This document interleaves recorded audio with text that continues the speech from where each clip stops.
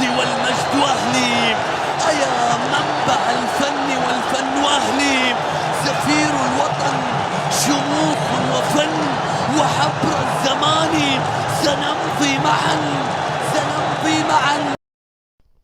الأهلي السعودي ينجح في حسم صفقة محرز. نجح النادي الأهلي السعودي في حسم صفقة التعاقد مع الجزائري رياض محرز نجم مانشستر سيتي، ليصبح على بعد ساعات فقط من الانضمام الرسمي للأهلي.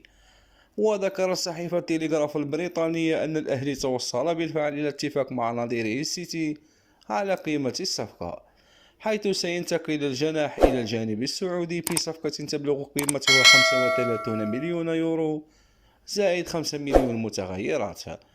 وأضافت أن محرز من المقرر أن يجري الفحوصات الطبية يوم غد الخميس قبل الانضمام بشكل رسمي.